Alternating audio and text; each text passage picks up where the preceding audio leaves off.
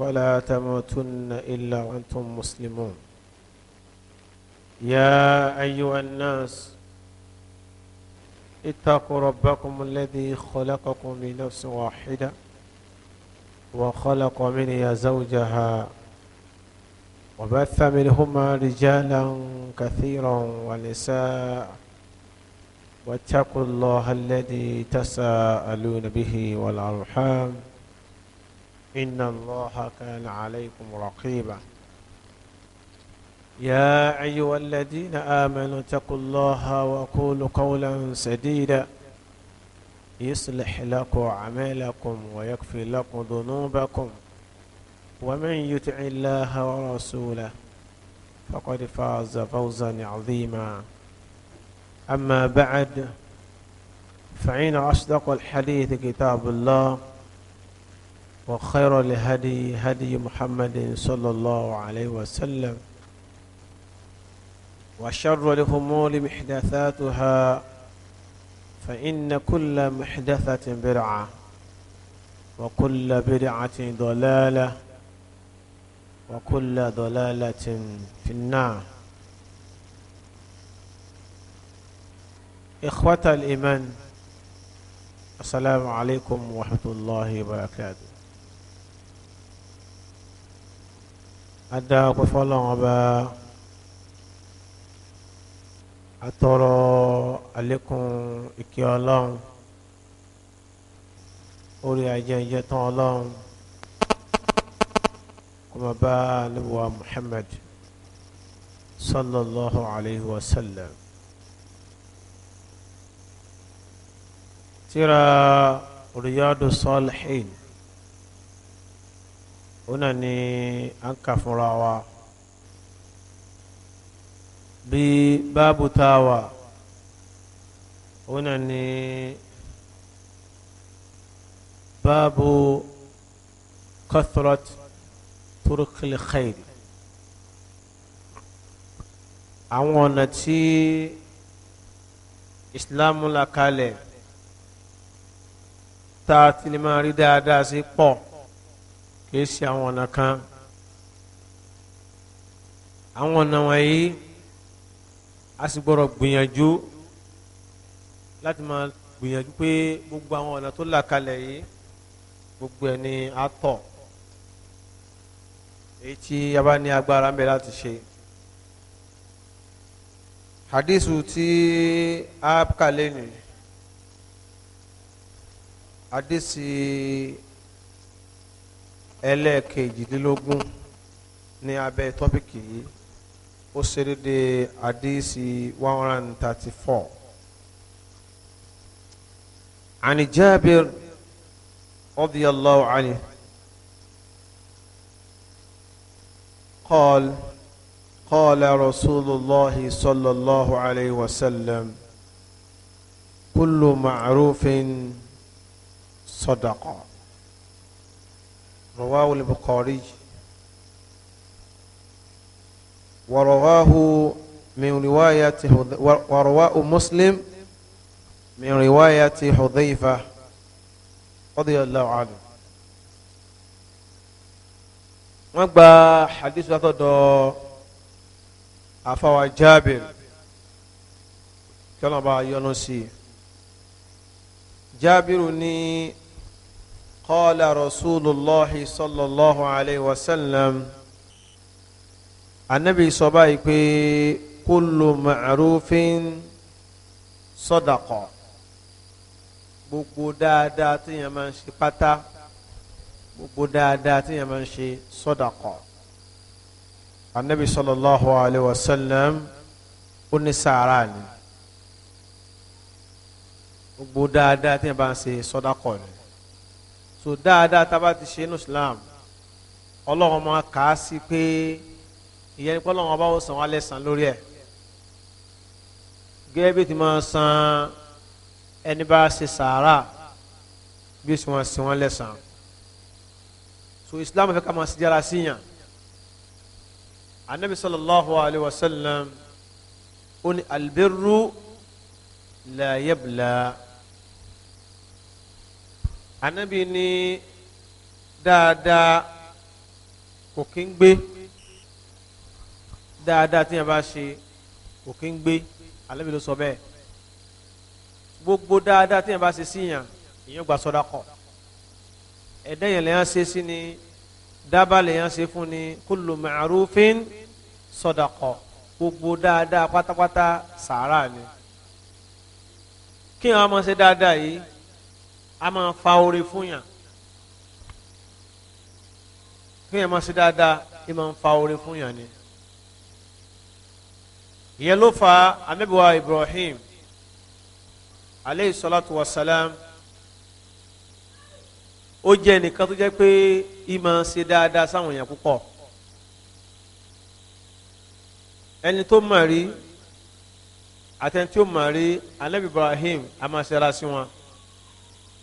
so ẹ̀kọ́ dáńlá nínú àwọn ẹ̀kọ́ tó dáa tó yẹ ká kọ́ lára Ànábì wa Ibrahim kí ẹ máa ṣe dáadáa sí gbogbo àwọn èèyàn ìyàkọ́kọ́ tí yẹn kọ́kọ́ rí yẹn láyé kí yẹn ṣe ara sí yẹn nítorí pé èèyàn ò mọ ibi tí èèyàn ò ti tún pàdé èsì tí máa ń fa oore fún yàn látọ̀dọ̀ Ọlọ́run ọba Ànábì wa Ibrahim aleyhi salatu wa salam gbogbo alamọ pé láwọn challenges kan látara àìtètè rọ́mọ bí Ọlọ́run ọba ò tètè fún lọ́mọ ó wá dijọ́ kan Ọlọ́run wa rán àwọn màláíkà ó rán wọn ṣẹ́ lọ sí ìlú Ànábì wa Lútù láti lọ pa ìrú Ànábì Lútù rẹ́ wọ́n wá ń lọ wọ́n wá gba ọ̀nà ọ̀dọ̀ Ànábì Ibrahim wọ́n gbà kọjá wọ́n wá múra wọ́n wá yíra padà gẹ́gẹ́ bí èèyàn Ọlọ́run bá gbé àwọ̀ èèyàn ó gbé wọ̀ wọ́n gẹ́gẹ́ bí pé Ànábì Ibrahim aleyhi salatu wa salam kò rí wọn rí wọ́n sì wọ́n délé rẹ̀ kí ló Ànábì Ibrahim ṣe fún wa ó sì pa odidi màálù ó pa fún wọn pé àwọn àlejò rí kéèkó mọ̀ wọ́n so Islam ó fẹ́ ká máa gba àlejò àmọ́ lónìí ibi àwùjọ wa ti dàrú gbogbo àwọn eré téèyàn máa ń wò àti àwọn téèyàn máa ń gbọ́ lórí rẹ́díò wọn ni wọ́n gba àlejò lóru o ó tọ́nà sí ni wọ́n ní kíní kan ń kọ́ máa ń lọ ní káàdì ẹ̀ àmọ́ dáadáa dé ó dákẹ́yàn máa ṣe Ànábì Ibrahim pa ẹran odidi màálù ńláńlá ó pa fún àlejò yìí ó wá ṣe ó gbèsè wọn níwájú àwọn alẹ́ bá ń wo lójú o àwọn ò bá jẹ ẹ jẹran yìí wọn làwọn kì í jẹran tàn àwọn ẹ jẹun ẹ jẹun nǹkan dé ẹ̀yin ẹ jẹun wọ́n sì àlejò wa fabasharuhu bigulamin ali níta fẹ́ ló mẹ́nu òun ò mọ̀ pé àwọn màláíkà ni àmọ́ gẹ́gẹ́ bí ẹ̀dá tọ́lọ́wọ́n bá dá ìmọ̀ ṣe dáadáa sí gbogbo àwọn èèyàn látara dára tó ṣe yìí fabasharuhu bigulamin alim níbẹ̀ làwọn màláíkà ti ń fún nírò pé ọ̀dà ọlọ́run ní á fún ọ nírò pé ọ bímọ ọmọ tá sì fún ọ ọmọ tó nímọ̀ púpọ̀ ni so kullu ma'rufin sadaqa gbogbo dáadáa tá a bá sí láyé sáwọn ẹ̀dá ọlọ́run ọba èèyàn la ṣe sí ni dábàá la ṣe fún ni kọ́dà yìí tá a bá ṣe fáwọn ìyàwó wa anabi sallallahu alayhi wa sallam ó ní gbogbo àwọn oúnjẹ àwọn kan tá a máa ń rà fáwọn ìyàwó wa anabi ní sadaqa ni anabi ní sadaqa ni so dáadáa náà nìyẹn so Islam wa ń gbà wọn mọ̀ràn ká máa ṣe dáadáa gẹ́gẹ́ bí hadith ta kàtán nìyí. حديث التاسع عشر حديث ẹlẹ́ẹ̀kọkàndínní ogún tí ń ṣe déédéé 135 عنه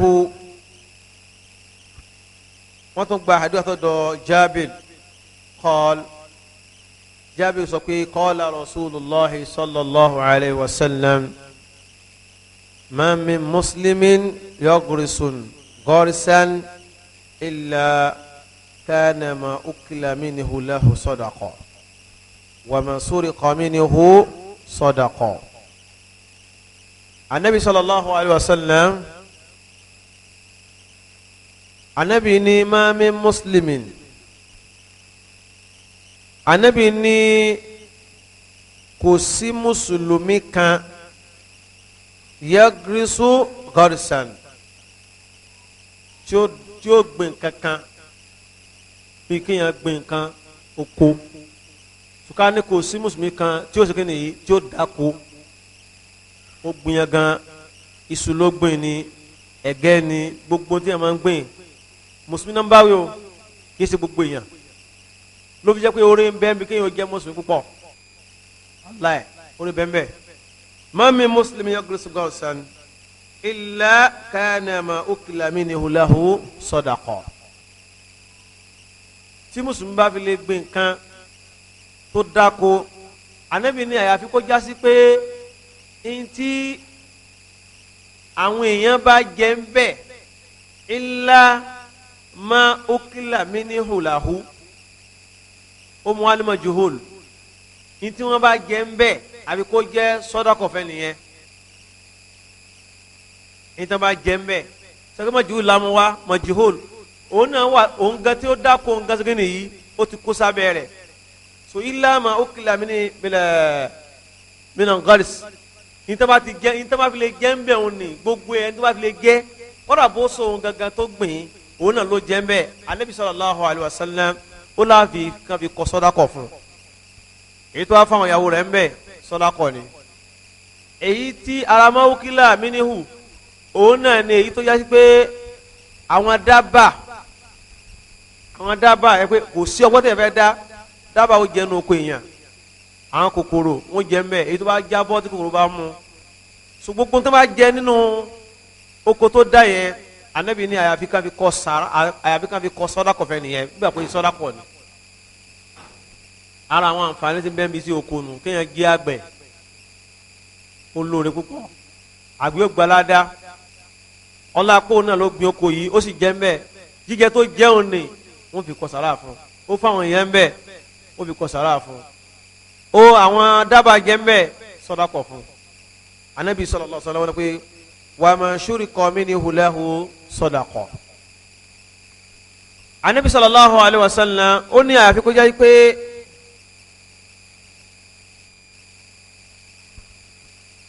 èyí tán bá jí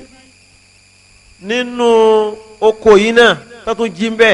wọ́n tún jí mú náà ni o Ànábì ni wọ́n tún fi kọ sàdákà fún wọ́n fi kọ sàdákà fún Ànábì ni wala yarzuhu ahadu illa kana lahu sadaqa ẹnìkan kò ní dín kankan kú nínú oko yẹn pé ẹnìkan ò ní mú ń bẹ wá sí kó mọ àyàfi kan fi kọ sọdákọ fún ẹni tí ó dáko yìí so nínú àwọn àǹfààní tí ń bẹ mi kí èèyàn dáko lélẹ́yìí àwọn hadith kan la máa gbọ́ àwọn hadith tí ò lérí tí ò ní ìdí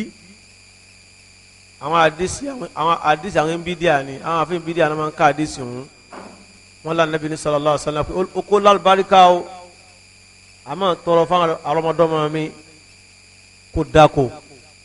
wọn la Nabi wíwẹ Ànábì ò wí sọmọ pé kò túmọ̀ pé ṣe oko dá yàtọ̀ fún èrè tí ń bẹ́ẹ̀ bẹ́ẹ̀ láyé àwọn ládàá tó pọ̀ bẹ́ẹ̀ fún yàn lálẹ́ kìyàmà ó fẹ́ lórí jẹ́ tí yẹn lè máa ṣe láyé tí ó máa tún gbá dáadáa Ọlọ́run ọba tó ṣe kéèyàn ṣe kéèyàn ṣiṣẹ́ oko torí pé alọ́ àkọ́kọ́ ẹnìyẹn jẹ́nu sí ọwọ́ ara rẹ̀ nu ẹ ti máa ń jẹ oko dàrẹ́kìtì ní o máa jẹ́nu sí ọwọ́ ara rẹ̀ àwọn ànábì Ọlọ́run ọba dẹ̀ rí àwọn náà máa ń jẹnu sí ọwọ́ ara wọn ni anabi kọ́lá anabi sọ pé anabi wa Dahud aleyhi salatu wa salam ó ní ya'kulu min amali yadihi iṣẹ́ ọwọ́ rẹ̀ ní fi ń jẹun so afa máa ń níṣẹ́ afa tí ò níṣẹ́ tí ń jókòó sílé á bẹ pé ta ló fi jọ wọn àná sì máa kó wá fún ọ torí kí ni mi anabi náà ṣiṣẹ́ anabi wo ni ò ṣiṣẹ́ anabi náà ṣiṣẹ́ anabi sallallahu alayhi wa sallam anabi ni ju'ila rizqi tahta dhilli suyuf iṣẹ́ tí anabi ń ṣe iṣẹ́ tó lágbára ni anabi ni tọ́lọ́ bá fi jẹ́ mo tèmi sí níbi ogun jíjà ni níbi ogun jíjà ni tòun náà anabi náà ni ó lè di ogun tó iṣẹ́ nù ló fi jẹ́ kí wọ́n bá kó àwọn kan tó bá kó níbi ogun tó bá ní sìn 20% khumsu 20% òun ló fa anabi sallallahu alayhi wa sallam nínú rẹ̀ so afa agbọ̀rọ̀ ṣiṣẹ́ agbọ̀rọ̀ mọ sẹ́tàfà ń ṣe àmọ́ àwọn yẹn ti wá rí pé àwọn afa àfọ̀gbọ̀rọ̀ mọ ṣiṣẹ́ náà fi máa ń láwọn afa máa ń kó lábẹ́ awọ bí yóò bá fowó sábẹ́ awọ ṣe wá kówó bẹ́ẹ̀ ó tún pé ń dọ́gbọ́n sínú nítorí lẹ́yìn wọ́n tó bá jẹ́ afa wọ́n náà máa ṣiṣẹ́ tẹ́ bá ṣe láfa ti ń gbélé yín tí ò ṣiṣẹ́ ẹ kéèsì aláì ẹ kéèsì tí o mọ ẹni tí o mọ jáde láàárọ̀ pé ń lọ bisẹ́ ó sì dọwọ́ rẹ̀ lé àbọ̀wọ̀ ọ̀sán kó sì kéde yìí kó wọlé máa ń pè é láàfà ẹ kíyèsí o àwọn gbọ́mọgbọ́mọ nu àwọn gbéyàn onínú wọn so angela bínú kò sí tí wọn lè dánwò so irú wọn èyí bá wọn gbé pọ̀ wà láì ẹ̀mí ò ní balẹ̀ gbogbo pátá tẹ bá sá sérí ẹ̀sá gbogbo ẹ̀ wọ́n máa wá káàkiri gbogbo tóbi bá fi ṣe nǹkan oṣù gbogbo ẹ̀ wọ́n máa wá káàkiri so àwọn nǹkan tó lè pa ẹ̀yin tẹ́ ń gbélé gan la so onímọ̀ wá káàkiri wọ́n yé bá ru wọn gbélé a gbọ́ kéèsì kan bí ọdún mẹ́ta sẹ́yìn báyìí lọ́nà ògidì báyìí afa kan tí máa nǹkan gbélé pọ̀ ìkíní ibi ọmọ tí wọ́n bí ibi ọmọ tí wọ́n ń jáde lára ọmọ ni àwọn lọ rí mọ́lẹ̀ ó sì lọ gbé ó sì lọ wú bí wọ́n gbé sí ni wọ́n á ń sun bí tí ń sun làwọn tọ̀hún ti rí ó mọ̀ di kóòtù tí ó bá ní ṣe yìí so èèyàn máa ń níṣẹ́ ni so ẹni tí ó bá ti jẹ́ àfa tí wọ́n pè láàfa tí ó bá wá níbi kan ti ń lọ so yẹ kẹ́ pe àwọn agbófinró kan wá wo eléyìí ò ní iṣẹ́ ti ń lọ ní sì ń jẹun ibi tí Nàìjíríà dé yìí gan àwọn tó ń ṣiṣẹ́ gan wàláì wọ́n ń tàkìrì kan tó jẹun nípa eléyìí ò tún wá lọ bí kankan nítorí wọ́n á ń jẹun nítorí wọ́n sọ táwọn ò lè wọ̀ ṣẹ́gẹ́ ti nísìnyí nítorí ò lè jẹ lòun ń jẹ ìkan bẹ́ẹ̀ mẹ́wọ́n ti ń gbókun ọdún tẹ́tẹ́lẹ̀ wọ́n ti padà lé kó mẹ́wọ́n ni irú wọn ò yẹ kí wọ́n gbé àdúgbò wà láì gbogbo 24/7 yóò tọ jẹnẹrétọ̀ ni tí ó bá gẹrẹ báyìí bí ìkùkù báyìí ni yóò á dín sẹ́wọ́n nísìnyí iṣẹ́ àfa ló sì lóhun ṣe kò sí tán pè ní sí àfa tó ju kí èèyàn máa kọ́ máa ń kéwú lọ kó ìṣe kí ni kó ìṣe wáàsí so ẹni tí máa ń pè é láàfáà tí ò bá níbi tí ń lọ tí ń jí lọ pé èmi náà ń lọ bí iṣẹ́ so irú ẹni bẹ́ẹ̀ ẹ mú ọ̀rọ̀ ẹ̀ dé ọ̀dọ̀ àwọn agbófinró oyin tí ń ro jẹ́jẹ́ ẹ béèrè pé bó ní sí ń ro jẹ́jẹ́ bó ní sí ń ro lé san ẹ béèrè lọ́wọ́ rẹ̀ bó lọ́ sí ń raṣọ párọ̀ bó lọ́ sí ń rówó àbáwọn àlejò nínú gbé wá ni báwọn àlejò nínú bá sì gbé wá náà ọ̀nà bùkàn náà lórí tètè ń gbé so nítorí léyìí sùmùsùmù máa ń ṣiṣẹ́ àáfàá náà máa ń ṣiṣẹ́ anabi sallallahu alayhi wa sallam ó lóyún tó dáa ju fọmọ ẹdẹ nìyẹn kó jẹun nínú sí ọwọ́ ara rẹ̀ kéèyàn ṣiṣẹ́ kódà anabi sallallahu alayhi wa sallam anabi yóò encourage kéèyàn máa tọrọ anabi yóò encourage kéèyàn tó kéèyàn yìí ọsàn.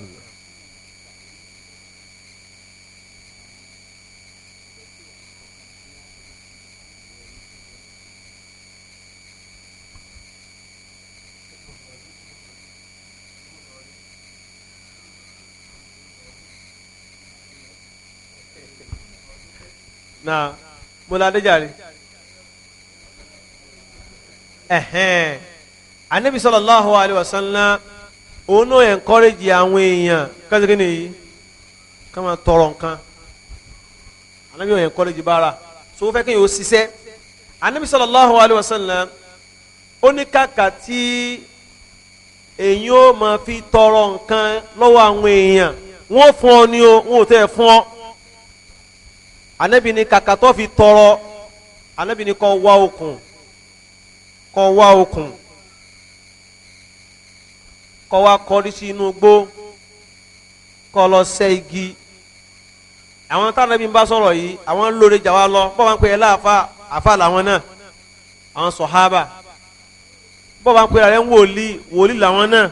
àbí ò tán síbẹ̀ wọ́n tún wá jẹ́ khairu nas. Ànábì sọ khairu nasi qarni. Ànábì láwọn tí wọ́n dá lọ́dọ̀ Ọlọ́run àwọn kọ́ọ̀nù mi ni àwọn tán bá mi lò ní.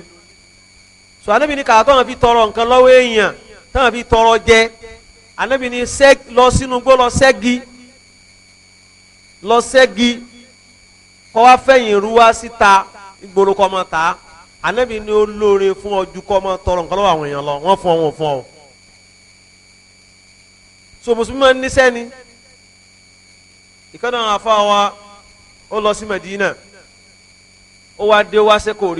rí àwọn sẹ́ tó rí àwọn sẹ́ nọ́ọ̀sì primary school tí ètò yẹn jẹun ni ó sì lọ́kadà kan bá ń gun ọ̀kadà àwọn afa táwọn ṣe bídíà táwọn ṣe jálàbí èyí àlùbáríkà òsì mi kéwu rẹ̀ afa ti ń gọ̀ ọ̀kadà so àwùjọ yìí kò tún wáyé kọ́rí ju àwọn báwọn ni sáfà lẹ́yìn ẹ̀yìn tẹ̀ ń gọ̀ ọ̀kadà àwọn tí wọ́n jòkó lé tí wọ́n jáde lọ́bì kankan lẹ́yìn kan lọ ra ewé eri olóńgbò lọ́jà nítorí yàrá iná nu sáwọn àwọn lélẹ́lẹ́ irú àwọn tẹ́lẹ̀ kẹ́mọ̀ encourage àwọn eléyìí ní tẹ́lẹ̀ pé ẹni Ọlọ́run lélẹ́yìí èyí máa ń gẹnu halali ni so kéèyàn máa pè é láàfáà èyí gbọ́ jáde àwọn àyínà tẹ́ rí iná à ń jáde láàárọ̀ à ń wọlé lọ́sàn-án à ń wọlé lálẹ́ à ń ṣiṣẹ́ gidi ni èyí máa ń ṣiṣẹ́ ni so pé àfẹ́ ṣiṣẹ́ wàláhì irọ́ ni gbogbo àwọn bàbá tí wọ́n lọ́njọ́ àwọn àfa àjọ ọ̀hún gbogbo náà ṣiṣẹ́ tí wọ́n ń ṣe àwọn àfa ọmọ kọ́yàn kéwu wọ́n sì máa hun okùn tó fi ń sọ ẹran wàláhì wọ́n sì máa kọ́yàn kéwu lọ́wọ́ kọ́lá ìbá sí pé wọ́n tó kọ̀rẹ́ tì yín àwọn míì ó sì máa hun agbọ̀n àwọn míì kìíní náà ń ṣe àwọn tó máa hun aṣọ yìí ti ń jẹ́ òfì so àwọn àfa máa ń níṣẹ́ lọ́wọ́ ni àfa tó kọ́ àwọn ní Kùránì ìpàtà ẹran tí máa ń tẹ ẹran wọn bá wọn du ẹran bẹ́ẹ̀ so bẹ́ẹ̀ bá ń pè é láàfà àwọn àfà ìsìn yìí àwọn dèdè àwọn àti wáyé là ń bá wí wọn ò ṣiṣẹ́ kan wọ́n sì ń lo mọ́tò wọn wà nígbà náà à ń ṣe kéta wọn ni kéta yín là ń ṣe aló lè ní ọ́ ọ́ là ń ṣe kéta rẹ ni iṣẹ́ rẹ ò mọ́ ọ̀já ìlọ́bì kankan láàárọ̀ kọ́ lọ́n lọ ọ̀n sùn sílé náà ni wọ́n ń bọ̀ ọ̀wọ́n gba náà wọ́n ṣiṣẹ́ àfa sọ ẹni tó ṣeré lẹ́yìn orí náà tó kọjá lọ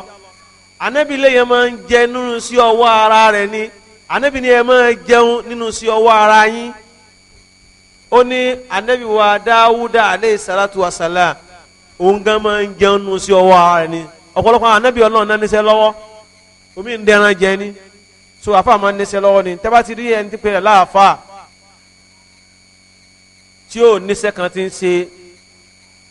tí ń pè é láàfà níṣẹ́ irun jẹ́njẹ́ ibi òpásílẹ̀ kò rù lásìkò tá a wà yìí náà ìrìn aṣọ ọ̀fọ̀ níbo ní tí ń rówó ọṣẹ àwọn eléyìí tó máa ń sasọ lẹ́gẹ̀ẹ́ wọ́n mọ̀ wọ́n bàtà gbà nítorí wọn mọ́ tó gbà irú ẹni bẹ́ẹ̀ ẹ fi tó àwọn agbófinró lórí níbo ní tí ń rówó sọ ara àwọn sẹ́tẹ̀ kí ẹ̀ máa táyà wọ́n tá ń gbàdúgbò àyíkàn fúra ni wàláì tó bá yíwọ́ tán lámàá ní àsìmọ́ ó tó bá yíwọ́ tán ọlọ́run sàmànà wa so kí tí wọ́n dó mẹ́rin ni kí ẹ máa jẹ́ wá sí bàbá aráfà ti ń dáko wọ́n wà ní pé wọ́n ní kó kéwìrì lálùbáríkà wọ́n ní àfà ti ń dáko wọ́n ní kéwìrì lálùbáríkà nínú àná mi sọ nísìnyí kéwìrì lálùbáríkà àná mi ní mọ́ mùsùlùmí yẹ gírísù gọ́ọ̀rùsàn nílẹ̀ nìkan tó jẹ́ mùsùlùmí kó máa dáko àyàfi kó jásí pé gbogbo tó bá jẹ́ nú oko ni sọ́dákọ̀ ni kó àyọkó náà ló jẹ́ ń bẹ́ẹ̀ bẹ́ẹ̀ bá jẹ́ bẹ́ẹ̀ sàrà ni náà bá jí bẹ́ẹ̀ náà sọ́dákọ̀ ni ṣé bá nísìnyí kọ́dà èyí tó bá tó dí tí ò pé inú oko rẹ̀ náà pé oko yóò sì pé mi lọ́tẹ̀ yìí o ànábì ní sọ́dákọ̀ wọn èsè fún un tóbi tá a bá débi àdìsí yẹn nìyẹn so mùsùlùmí níṣẹ́ lọ́wọ́ ni mùsùlùmí níṣẹ́ lọ́wọ́ ni dákùtà ọlọ́run àmẹ́ta ẹ̀ fi jọ ọlọ́run sàmànà wa. hadith tí ó tẹ̀lé al-hadith al-'ishrun wa anhu qala أراد بنو سلمى أن ينتقلوا قرب المسجد فبلغ ذلك رسول الله صلى الله عليه وسلم فقال لهم إنه قد بلغني أنكم تريدون أن تنتقلوا قرب المسجد فقالوا نعم يا رسول الله قد أردنا ذلك فقال بني سلمى دياركم تكتب آثاركم دياركم تكتب آثاركم رواه مسلم وفي رواية إن بكل خطوة درجة رواه مسلم ورواه البخاري أيضا بمعناه من رواية أنس رضي الله عنه وبنو سلمى بكسر اللام قبيلة معروفة من الأنصار وآثارهم خطاهم. نعم أفا وجابر أنا تبع حديث هنا أني أراد بنو سلمى àwọn mọ̀lẹ́bí kan fámìlì kan tó gbajúmọ̀ dáadáa ní ìlú Medina nínú àwọn Ansar òun ló ń jẹ́ Banu Salma. àwọn fámìlì yìí wọ́n gbèrò ayen tẹ́kìlú kórìbal masjid ibi tí ilé wọn wà sí masalasi jìnnà púpọ̀ wọ́n wá ń plan pé ibi náà fẹ́ ti súnmọ́ masalasi wọ́n gbèrò àti súnmọ́ masalasi pẹ̀lú àníyàn tó dáa mọ́pọ̀lọpọ̀ náà sì máa ń gbìyànjú bí náà ọ̀gbọ́ ní jìnnà sí masalasi Fatima so a fi ń ju àwọn kan náà ni lásìkò anabi sallallahu alayhi wa sallam àwọn sọ̀hábà náà àwọn náà fẹ́ jìnnà sí masalasi anabi sallallahu alayhi wa sallam so àwọn Banu Salma yìí wọ́n fẹ́ kókó níbi tí wọ́n wà wọ́n ń gbèrò láti kó sí ẹgbẹ́ kan tó súnmọ́ masalasi. فبلغ ذلك رسول الله صلى الله عليه وسلم ọ̀rọ̀ yìí wá dé ti gbọ́ anabi Muhammad èròǹgbà wọn yìí ó dé ti gbọ́ anabi فقال لهم anabi wọn béèrè lọ́wọ́ pé إنه قد بلغني أنكم تريدون أن تنتقلوا قرب المسجد anabi ni mo gbúrò pé ẹ fẹ́ súnmọ́ ẹgbẹ́ masalasi ẹ fẹ́ kó ládùúgbò yín فقالوا نعم ya Rasulallah wọ́n ní bẹ́ẹ̀ ni wò jíṣẹ́ Ọlọ́run ọba kọ̀dí aradna dhalik agbèrò rẹ̀ bẹ́ẹ̀ faqal anabi wa ni Bani Salma mo pè yín Bani Salma diyarukum àwọn ilé yìí ilé tẹ̀ ń gbé yìí tuktab atharukum wọ́n ń kọ àwọn orípa yín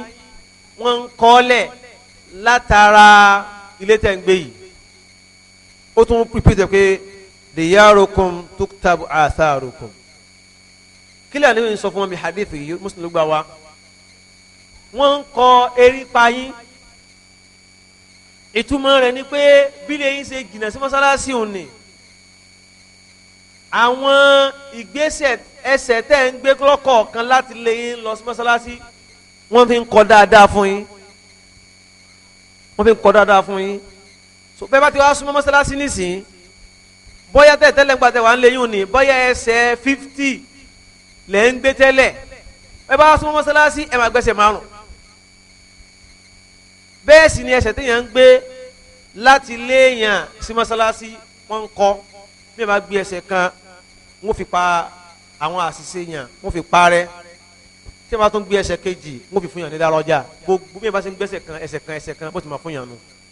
ìkómọ pẹ̀sẹ̀ rẹ ìkómọ fún yàn nípò lọ́dọ̀ Ọlọ́run ó lànà bí wàá sọ fún wa pé ẹ má súnmọ́ mọ́sálásí bẹ́ẹ̀ ṣe ẹ ti jìnnà sí mọ́sálásí náà ànábì fẹ́ dáadáa fáwọn dáhùn jẹ́mọ̀lẹ̀ púpọ̀ bẹ́ẹ̀ ṣe jìnnà sí mọ́sálásí náà ló dáa púpọ̀ ládàá yóò ṣe kí nìyí ládàá yóò fi pọ̀ náà ni so Imam Muslim ló gba hadith yìí wa fi riwayatin níbi ẹgbàá wa míì inna bi kulli khutuwatin daraja so wọn wá ṣàlàyé rẹ̀ níbi ẹgbàá wa míì pé àníṣe gbogbo ìgbésẹ̀ kọ̀ọ̀kan tẹ́ ẹ máa ń gbé láti ilé yín sí mọ́sálásí ń kọ́ wọn máa kọ dáadáa fún yín. So Imam Bukhari náà gbarú ẹ̀ wá nítumọ̀ báyìí náà látọ̀dọ̀ Anas bin Malik radiyallahu ta'ala anhu. So táwa rántí táwa gbàgbé nǹkan tá à ń bára wa sọ so Islam ò fojú ké dáadáa anabi yẹ fojú ké àwọn tó wà pé àti bí sunna ni in fact àwọn èèyàn gbọ́ àgbọ́yé nǹkan kan wallahi máa ń báyọ̀ lọ́kàn jẹ́ àní sunna ni ṣèbí sunna ni ìbọ̀lùkọ́ aládàá rẹ̀ kí ni sí àwọn eléyìí gan-an at least wọ́n fọ́ ládàá rẹ̀ kí ló tẹ́ máa yẹ kọ́ lóye àwọn yà ṣèbí sunna ni ọgbà ládàá rẹ̀ wallahi ẹlòmíì tó máa ní kó máa ṣe ọba táwọn iṣẹ́ wallahi ọ̀rẹ́ láti ṣe kó máa sùn lé kò sí ẹ lérí ẹnìkan kó máa pe ẹ láàfà kó wá máa fi ṣe sí ẹ discourage àwọn ẹ̀ka súnà wallahi aláburú èèyàn ni kì í ṣe àfà ṣèbí súnà ni súnà nẹ́bì ni èyí máa ń encourage àwọn ẹ̀ka ṣe ni súnà nẹ́bì kó má bàa parẹ́ báyọ̀ bá fi ń ṣe é ní òní parẹ́ ẹ̀kejì ni pé ẹ má discourage àwọn èèyàn nǹkan mi bẹ́ẹ̀ bẹ́ẹ̀ ọ̀dà báyìí pé nǹkan yìí tẹ̀gbá pẹ̀lú súnà lè pé bí ẹ bá ṣe súnà amúrú mustahabu nǹkan tá a fẹ́ ká ṣe ni man fa'alahu nala thawab wa man tarakahu la yu'aqqab sápá gbọ́ yẹn ni pé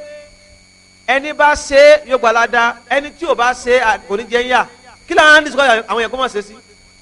ẹ ti kó má ṣe iṣẹ́ ayé tá a tán mẹ́ yìí tí ó tán mẹ́ ẹ bá ń lékún dáadáa mẹ́ kí ló wá dé àlìkíyàmọ̀ mi tá à ń lọ tó yẹ pé ibẹ̀ náà ni a ti gba àlìjẹ́nnà tó pọ̀jù tí ò ní gbó tá à ní kó mẹ́mọ́ láéláé bẹ́ẹ̀ láti gba àwọn ń discourage àwọn èèyàn kí wọ́n ṣiṣẹ́ rẹ̀ wọ́n bá parí degree ní sinimá fẹ́ẹ́ master ẹ̀ discourage ẹ̀ ni bẹ́ẹ̀ sì nítorí ayé yìí náà ni ó sì lè má dúró jẹ́ ó tún parí master ó tún lọ́wọ́ fẹ́ẹ́ ṣe PhD ṣe ẹ̀ discourage ẹ̀ ni a máa fi yanran nínà gbogbo àwọn afẹ́ ń bí dé àwọn ọ̀ràn yìí náà wọ́n máa fi yanran yẹn ni wàláhì ọmọ yẹn serious bóyá parí first degree wọ́n máa fi bú ẹni tó mọ̀ ṣe yún ni wẹ́ẹ́ nísìnyí ní parí first degree ẹ̀ kò ṣe kankan ó lọ sí master ni láti master báyìí dé ó bọ́ sí PhD ni so that's ní ta fẹ́ fún yín nu ó sì lè má jèrè rẹ̀ èyàn sì wá fẹ́ ṣe súnà tẹ́ mọ̀ wá discourage ẹ̀ bẹ́ẹ̀ sì ni ẹni náà lẹ́ni pé yóò gba ládá tó bá ṣe kò kàn ní gbẹ̀sẹ̀ tí yóò bá ṣe ni ládá yìí náà ṣebí náà làlìjẹ́ náà yóò fi kún ẹ kíyèsí ra yín o wàláì nǹkan mi yàn bẹ́ẹ̀ bẹ́ẹ̀ ni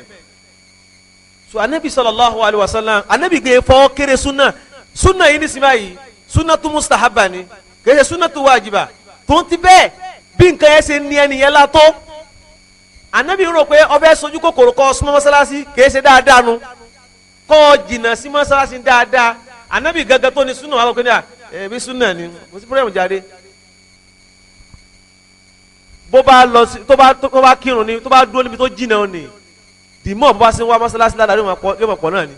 tó bá sì kó ń bẹ́ẹ̀ kò ní torí ẹ̀ jìyà pé ẹ̀ṣẹ̀ tó dá ni pé ọkọ mi tó jìnnà sí mọ́sálásí ọ̀sùnmọ́ mọ́sálásí kì í ṣẹ̀ṣẹ̀ àmọ́ torí pé yóò máa lékún ní dáadáa ó ní òun là Nabi sallallahu alayhi wa sallam ló fi gbà mọ̀ràn pé ní kọ́dà Nabi tọ̀ wọn lọ ni pé balagani kọ́dí balagani annakum turiduna an tantaqilu pé mo ń gbọ́ pé ẹ fẹ́ kú ẹ̀wọ̀n kan Ànábì gbọ́ kéye kó wọn gba ìmọ̀ ọ̀rọ̀ Ànábì gbọ́ ni pé ọ̀rọ̀ tí mo gbọ́ yìí àwọn wọ́n lè rò pé dáadáa làwọn ṣe o àwọn fẹ́ ṣe yìí o kì í ṣe dáadáa ni o ládàá wọn mọ̀ dínkù ni yóò sì padà dùn wọn lálẹ́ kìyàmà tó Ànábì gẹ́gẹ́ tó ní súnà kò yẹ fọ́ kéré rẹ̀ pé bó ṣe gbọ́ ni kó wá gbèsè bí súnà ni ẹ fi wọn lè jàre Ànábì ò sọ bẹ́ẹ̀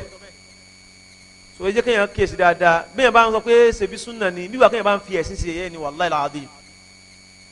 so àwọn kì í fojú kéré súnà Ànábì tó ní súnà náà kì í fojú kéré rẹ̀ ó pàtàkì súnà rẹ̀ ẹ̀sìn rẹ̀ náà ni so ẹ bá pàtàkì súnà ó pàtàkì ẹ̀sìn Ànábì ni so kí la fẹ́ mú bí hadithu yìí òun náà ni pé Islam kò fẹ́ ká fojú kéré dáadáa ẹlẹ́ẹ̀kejì àwọn ọ̀nà tí Islam là kalẹ̀ tá a máa fi rí dáadáa pọ̀ gan ó pọ̀ so yìí wọ́n á túmọ̀ pé ẹ̀yin táwa ti mọ́nà kan káfọ̀nà yẹn kulẹ̀ kò sẹ́ni tó gbàgbọ́ lé yẹn nínú àwọn sálàf anabi gan ò lágbọ́ yẹ pé ọ̀nà tá a fi àwọn yẹn sùn mọ́ sọ bẹ́ẹ̀ dáadáa ọ̀nà tí Islam là kalẹ̀ tá a máa fi dáadáa ó pọ̀ gan sòyí tó bá mú bẹ́ẹ̀ mú gbogbo ọ̀nà lè máa mú anabi sallallahu alaihi wasallam ń sọ fún Afsa ìkànnì àwọn ìyàwó ẹ̀ tó jẹ́ ọmọ Umar wọ́n sọ pé àpẹẹrẹ Abdullahi ọmọ Umar yìí tó bá lè máa ṣe kìyàmọ̀ léèlú ní ibò ní bá dáa fún tó so wá tún wọ̀ pé ṣe pé ó ti ń ṣe àwọn súnà míì but ó fi kìyàmọ̀ léèlú bá kẹ́ ṣe dáadáa lára fi yẹn encourage ẹ̀ so èyàn kí n fi pé mo ti ṣe súnà léyìí jẹ́ n filẹ̀ nítorí pé lẹ́sìn kan gbogbo àwọn súnà yìí á tọ́jú ẹ̀ ní èyí tó bá lágbára láti ṣe ṣùgbọ́n ká máa discourage àwọn yẹn pé ibi súnà ni lóòótọ́ sí ibi súnà ni but kò yẹ ká máa yẹgẹrẹ ẹnu ṣùgbọ́n pé bàbàrà nǹkan yẹn nìyẹn so tí yóò bá sì bàbàrà nǹkan ẹni tó ní nǹkan yẹn lèyìn ò bàbàrà bí yóò bá bàrà bá súnà ànábì lèyìn ò bàbàrà bàbá bàbàrà ànábì ẹni tó fi sẹ́ràn ànábì là bàbàrà ta ló fi sẹ́ràn jama Allah ni tó tó délé yìí gbogbo ọ̀nà ká gbọ́n gbìyànjú tá a bá ti ní opportunity rẹ̀ ẹ jẹ́ ká lò so yìí tá a bá ti rí lò nísìnyìí yóò padà máa dùn wá nígbà táwọn àwọn tó máa ń lò síbi tó dáa tó máa ń gba àǹfààní ẹ̀ so ẹ̀kọ́ tí a fẹ́ kọ́ níbi hadithu yìí ni eléyìí bákan náà nínú àlékún níbi hadithi Abu Hurairah radiyallahu ta'ala anhu ṣé gbogbo ẹni tí ilé rẹ̀ bá jìnnà sí mọ́sálásí no ṣé gbogbo ẹni tí máa ń bọ̀ wá láti mọ́sálásí lọ sí ilé gbogbo wọn ní khutuwa wọn yóò máa jẹ́ dọ́rajà àbí yóò máa jẹ́ sọ́dákọ̀ ṣé gbogbo wọn ní pẹ̀lú àdìsí Abu Hurairah radiyallahu ta'ala anhu ó jẹ́ àwọn pé kèsì gbogbo wọn tó bá ní sìn òun yànnu lọ́dọ̀ àwọn afásiré tabari hadith tó wá ní am àbí nasu ad-dalil am àtúnwárí dalilu kan khassu ni wal khassu yuqaddam ala al-am so khassu yẹn òun láti gé ni òun láàmú lórí am so eléyìí tá a kà yìí nísìnyí tí a fọwọ́ Jabir àti Hanasi àwọn jẹ́ dalilu am lòun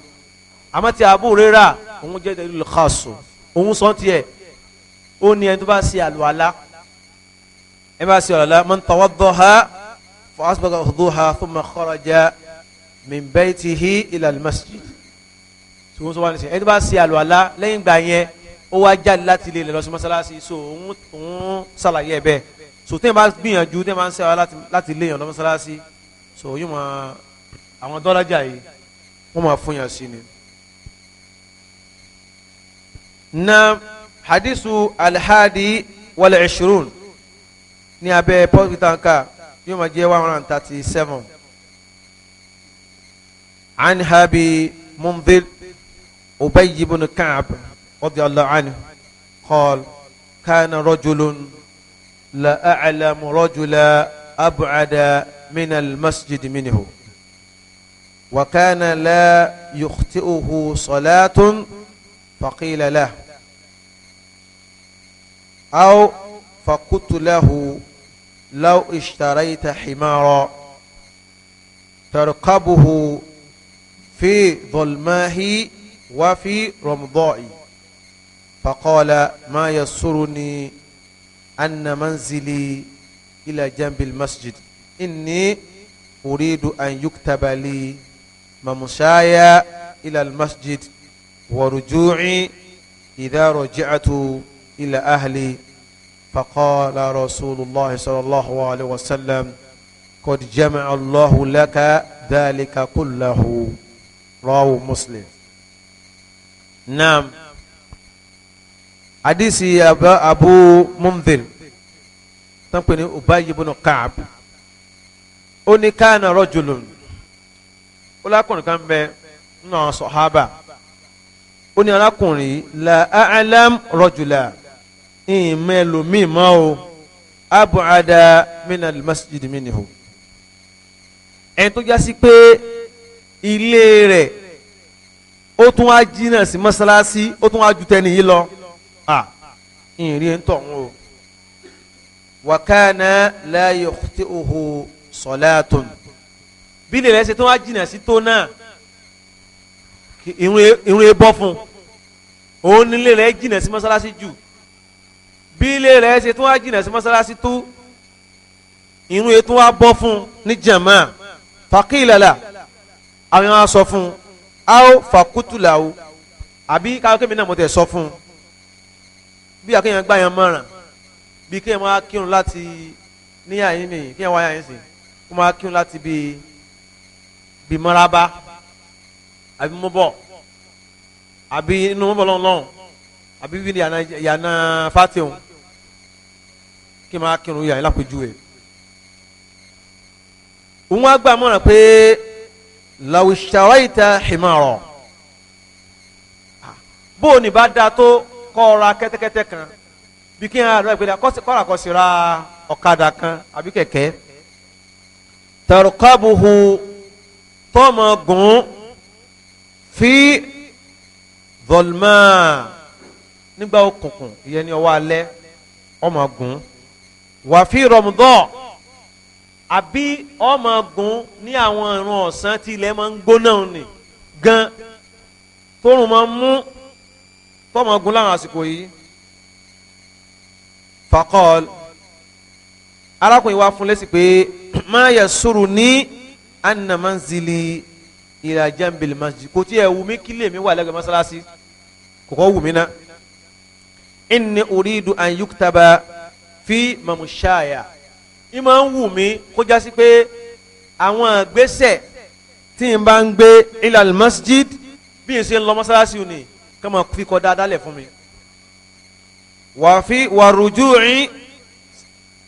bí n bá tún wá ń sẹ́rí padà bọ̀ náà idha raja'tu ila ahli tí n bá ń padà sọ́dọ̀ àwọn ilé mi láti mọ́sálásí kí wọ́n tún máa kọ́ dáadáa fún mi bẹ́ẹ̀. faqala rasulullah sallallahu alaihi wasallam màtọ́ tánà mi gbọ́rọ̀ yìí anabi ni qad jama'a Allahu laka dhalika kullahu sọ gbogbo ìtọ́sán ọlọ́run ti kọ́ fún ọ bẹ́ẹ̀ lílọ bíbọ̀ rẹ kìí ṣe lílọ nìkan mọ́ ní ìsinmi fún ọ bọ́ọ̀ bá tún bọ̀ náà ọlọ́run ti mọ̀ kọ́ fún ọ so iṣẹ́ ara lè náà so níta fẹ́ fàyọ náà ni pé àwọn ìlànà tí Ìsìlámù là kalẹ̀ tá a máa fi ṣiṣẹ́ olóore ó ti pọ̀ jù wallahi alazim ló fi jẹ́ pé tó bá fi lè bá a nínú náà òun kò blame rẹ̀ wallahi ó yẹ táwa ta jẹ́ mùsùlùmí máa ń pààyàn lẹ́kún ni tí yẹn bá tún lọ bá ara rẹ̀ nínú náà ogún blame ara rẹ̀ ọ̀pọ̀lọpọ̀ nǹkan làwọn mọ̀ pé ok àwọn sọ́wọ́ àtọ́ lọ bá nàbí pé dhahaba halu duthur bil hujur ẹlòmíà ni owó ló ṣe sẹ́sìn yìí mọ́sáàsì lẹ kọ́kù yìí kí n kó fún yín kẹ́ lọ kọ́ yòókù mo ló ṣe sẹ́sìn àwọn ọmọ orúkọ lẹ́ẹ̀rí tọ́jú yìí kí n kọ́lé kan gbà ò kó pọ̀ jaburata kí wọ́n tọ́jú àwọn ọmọ orúkọ mẹ́ ẹlòmíà máa sọ bẹ́ẹ̀ àwọn sọ́wọ́ àti lọ́ba nàbí rí so kéésì báwo bá lówó ọ̀nà míì tún wà tí Islam ń là kalẹ̀ fún ọ tọ́ọ̀rì irú ládá ibi tó yẹ kó fowó ṣe òní tọ́ọ̀rì irú ẹ̀ èyí tẹ́yẹ máa ń fowó ṣe yìí àwọn ọ̀nà míì tún bẹ tí Islam ń là kalẹ̀ tí wò lówó ni ọ̀dà gbọ̀nà yìí náà irú ládá náà lọ́kọ̀ báwa ń tọrọ owó nísìnyí torí kálí bá a sí èsì ṣéèrì ni kì í ṣe torí wàláì làásì ẹni tí ń tọrọ yìí náà bá bá ṣe fún tán ẹ bá lọ́dọ̀ rẹ̀ wàláì máa fọwọ́ra náà ni ó sì ti gbé èsì sílé ìgbà tó ti ń tọrọ owó torí mọ́tàṣí lọ fi tọrọ o mọ́tàṣí ò sì lé sí i tá a bá ń tọrọ owó bí àwọn sọ́ọ́bà wàláì làdí ó yà àyàtọ̀ síra aláníyàn ó ní dhahaba halu duthur bil hujur yusalluna kama nusalli wa yasumuna kama nasum à ń gbàwé àwọn náà ń gbàwé àwọn kan wọ́n tún wá láǹfààní àti ìsì sọ́dá kọ́nù wọn àní kílẹ̀ ànábì sọ́wọ́n sọ́ba sọ́lọ́ wọn ò ti ṣe nǹkan fẹ́yìn náà ẹ̀wọ̀n kan sọ́lọ́ wọn ò ti ṣe nǹkan fẹ́yìn náà tí ó tẹ́ pé yín ni ó mọ ríru ládàá yìí ń bẹ̀. lánàá wọn sàlàyé fún wa wọ́n fi tahlilatin sadaqa wọ́n fi tahmida sadaqa àti bẹ́ẹ̀ bẹ́ẹ̀ lọ ànábì ń kà sọtọ́ bá tí o bá lówó àwọn tó bá lówó wàhálà ọkọ̀ à ń ṣe bísínẹ́sì lónìí Dangote ọlọ́mọ tó ti súnlé gbẹ̀yìn à ń lọ lónìí à ń lọ lọ́la ìwọ rí àyè ìjòkónú mọ́sálásí láti tẹ̀sùbí àwọn àdìkárù kan bẹ mutlaku ni wọ́n subhanallah wa bihamdihi subhanallah al-azim ọ lè ṣe tí ó pọ̀ irú ládá tó wọn ó gbà ní ọba yọ sàká ìwọ náà gbàrú ẹ sọyìn tá à ń sọnù àwọn ọ̀nà tí Islam ṣèkìnnì tó là kalẹ̀ pọ̀ ọ wá nítorí pé wọ́n ti lówó ọ ní ti adhkar èyí ò ní fíkìrà tí ò dáa ni torí pé gbà táwọn sọ bá gbọ́ àwọn tí wọ́n lówó yìí àwọn àgárù tí anabi kama tálíkà kí làwọn náà tún ṣe ni anabi wa sọ fún mi pé kí ló dé ṣebí súnà ni ẹ ṣe súnà kú ni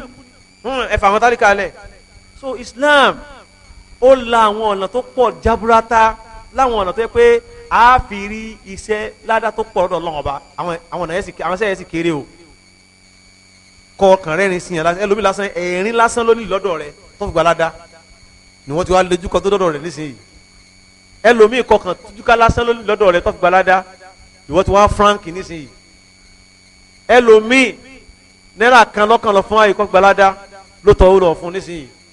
tó tó délé ẹ mọ̀jà fojú kéré àwọn ọ̀nà tí yẹn máa fi ń gba ládàá pé èyí ti ń ṣe léyìí torí èyí tó ń ṣe bọ́lọ̀ wọn gba ọ̀hún mọ̀ náà síbánábì ní sọ pátá nìkan ẹni tí tó fún ajá lómi mu àti kàníkàn kọjá Ànábì ní ajá tó fún lómi ni Ọlọ́run ìforíjì torí ajá àṣìlẹ́ nìkan ìsìláàmù tẹ̀ wọ àwọn dáadáa tó ṣe pé ń kírun ń gbàwẹ̀ ń ṣe kìíní ìsìláàmù wo ó ní dakhalati imra'atun nara arábìnrin kan wọnú Ọlọ́run Ọba lihirratin habasatha torí ológbò tó dé kalẹ̀ kò jí mú òun náà lónìí àmọ́ ó dé kalẹ̀ kò fún lóúnjẹ jẹ kò sì túlẹ̀ kọ́ àbọ̀jẹ̀ kókó ní òjẹ nítorí wọn náà ju àná lọ Ànábì wá wò pé ń gbàwẹ̀ kò wó arábìnrin kan náà ròyìn lọ́dọ̀ Ànábì sallallahu alaihi wasallam wọ́n ròyìn pé arábìnrin yìí subhanallah ìmọ̀ ṣe kìyàmù lélẹ̀ púpọ̀ arábìnrin yìí subhanallah ìmọ̀ gbàwẹ̀ náà wá fílò gan ẹ̀wò kàn dára náà nù àmọ́ fi òun á rò kí n á rò pé òun ti ṣe léyìí kọ́ wáyé dáadáa míì kọ́ wá filẹ̀ wọ́n ní walakinnaha tu'dhi jaraha kí n á fojú kéré rẹ̀ ẹnu kan tó kàn kù fún dé tó kàn kù díẹ̀ fún ni pé ẹ máa ń kó ní abáwọn aládùúgbò dá Ànábì ní hiya finnar ẹ wo irun òsùjú Ànábì lójúmọ́ Ànábì òsùjú tó ẹlòmíì ò pé ẹlòmíì kan pé alùsùn náà lòun ní ti ṣe léyìí yóò máa fẹ́ yà yóò wá láwọn dáadáa mi tó yẹ kó ṣe bẹ́ẹ̀ kó nǹkan lóhun owó àwọn ìnira mi yóò máa ṣe àwọn abú mi yóò máa ṣe Ọlọ́run wa ní owó gbogbo dáadáa ti ṣe mọ́ bọ́n ṣe bí náfìlà ṣe dáa tó báyọ̀ ṣe dáa tó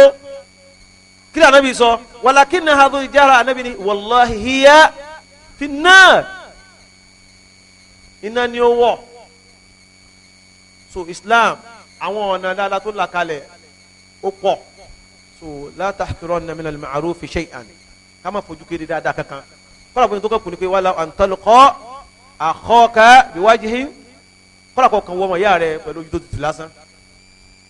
àbí Ọlọ́run bá balẹ̀ kí ọlá wọ́n sà fún wa ní dáadáa ṣe Ọlọ́run ọlá jẹ́ kọ́lá wa sallallahu ala nabiyyina Muhammadin wa ala alihi wa sahbihi wa sallam.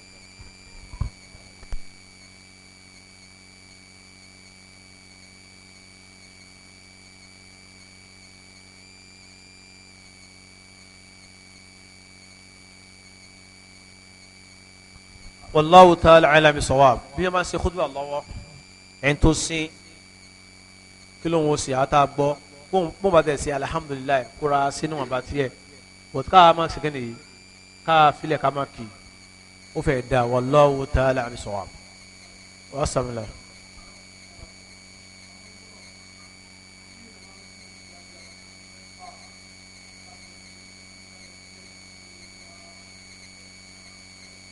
wọ́n ní kí nìyí ẹ ti yé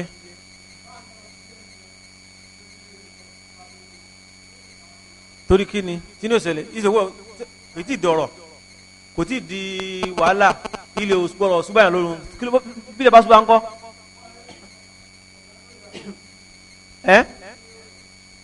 yóò rẹ̀ àbí so tó yẹ pé pẹ̀lú bóyá ó ti ṣẹlẹ̀ rí bóyá ti máa ń wò pẹ̀lú kíbúrọ̀ lọ́kà tí ìbá ti sùn bóyá máa ń rìn lásìkò náà ni o jẹ́gẹ́ ti sìn eléyìí ni kò sí kan tí ó bu ẹ̀bọ̀ tó yẹ pé kèsì gbogbo ẹ̀ ní máa ń ṣe bẹ́ẹ̀ so kìí sọ̀rọ̀ tó yẹ kéèyàn máa sọ ṣé bá ní sìn wallahu ta'ala bí sọ.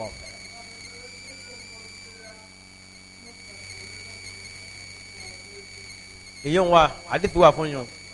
tí mọ́gùbá ti wọlé tí ó fi di ẹ̀yìn ìṣá ẹ̀ ṣùgbọ́n wà má kéèké wọ àgbọ̀jì kan jáde lọ kàn máa ṣeré ń ta mọ́ tó bá ti wá dún ta náà báyìí wà láwọn àsìkò ooru ni ká kó wọn jọ sí ibì kan ni so kàn bá sí ta láti máa ṣeré àdìsí wà fún yàn bọ̀tá àgbà tí mọ́gbà ti wọlé tí ó fi di ẹ̀yìn ìṣá ẹ̀ náà.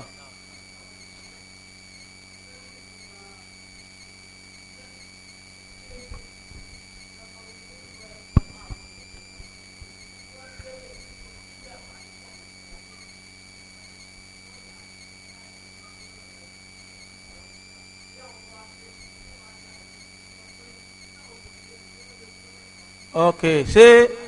ìnìhìnà tá a nàbí sọ àbí ká kúnlẹ̀ fún yàn ṣé ìdá tẹ̀híyà nìkan ni ó dáa púpọ̀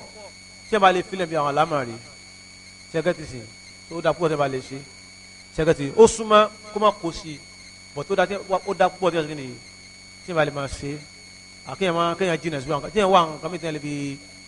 pọ́níṣì àwọn ọmọ yìí náà.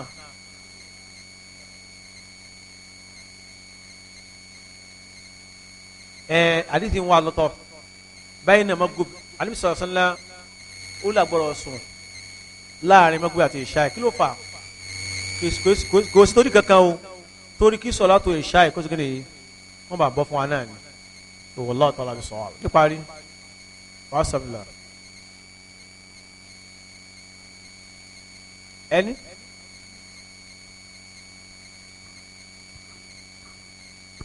àwọn lè máa ṣe náà.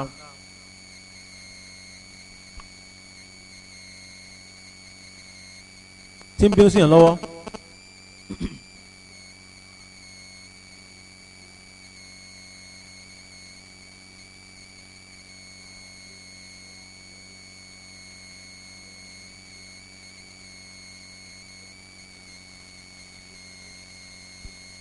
náà.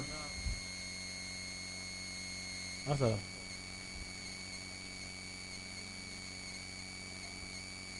Any? Okay. Okay. Tí imam lọ́jọ́ Jumu'ah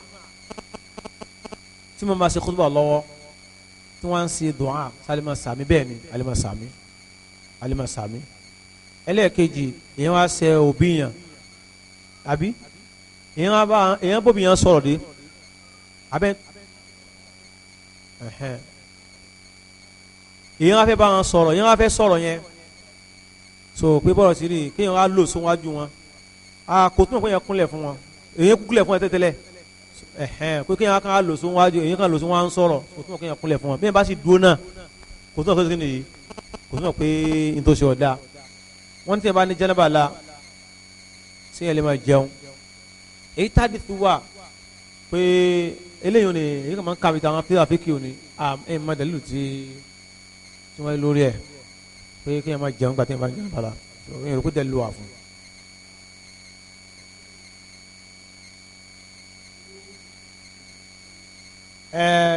wọ́n ń ta ọmọ kékeré ta ní kí tó bá ti di àsìkò mọ́ group so ká máa tì wọ́n wọlé àbí ká kún ọyọ síbi kan ká máa ṣe ta wọ́n ní sóní rí sí bẹ́ẹ̀ ni táìmù gba yẹn àlìjẹ̀nú kan máa ń jáde tẹ́pẹ́ àlìjẹ̀nú yẹn àwọn ọmọ kékeré ni máa ń bá ṣeré àmọ́ kékeré ni máa ń bá ṣeré so táìmù wa yẹn kápá àwọn yẹn kó tí wọ́n bá ti bọ́ sí ta gbangba so kò ní bá àwọn ṣeré tó bá dé àwọn tó bá ń ṣe ta ni àlìjẹ̀nú máa bá ṣeré ọlọ́kọ̀ yà á burú níparí.